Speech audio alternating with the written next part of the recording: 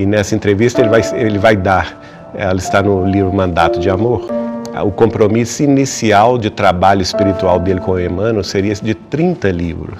E depois ele dobra esse compromisso para 60, depois passa para 100, né? Até que a vida dele, o corpo físico dele fosse desapropriado em função da psicografia. Voltando ao caso de 31, no final do ano de 1931, início do ano de 1932, o Chico vai me contar que a frequência a essas reuniões foram paulatinamente diminuindo e as pessoas foram saindo da reunião.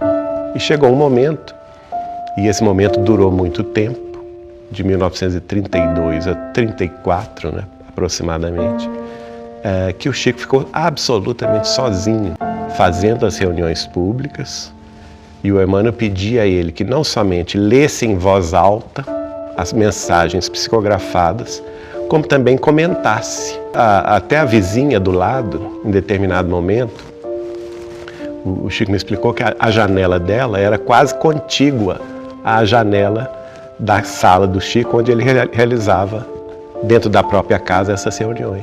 E ela começou a espalhar pela cidade que o Chico estava doido, estava maluco, porque estava falando sozinho. Imagina, ele está maluco, ele precisa ser internado. Ela começou uma campanha, a vizinha de Chico, para internar Chico Xavier. Isso até o dia que, numa reunião de quarta-feira, ele fala com o Emmanuel assim: olha, eu quero dizer ao senhor o seguinte, eu respeito muito a sua condução dos trabalhos, da psicografia, mas o senhor veja, nós estamos aqui sozinhos, não há mais nada a fazer, ninguém aparece.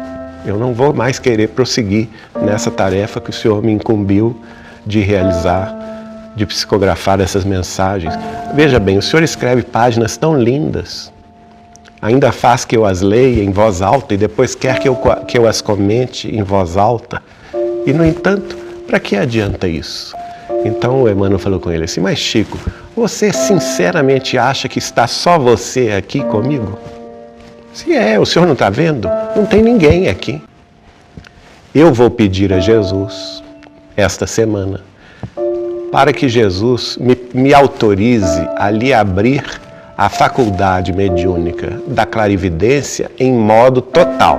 Então o Chico, disciplinado que era, na quarta-feira seguinte compareceu e fez da mesma forma. A princípio ele não viu ninguém, estava lá, ele fez a leitura do Evangelho, a leitura do trecho do Livro dos Espíritos e se predispôs à psicografia, e o Emmanuel, como de praxe, escreveu uma página lindíssima ali sobre o tema evangélico da noite.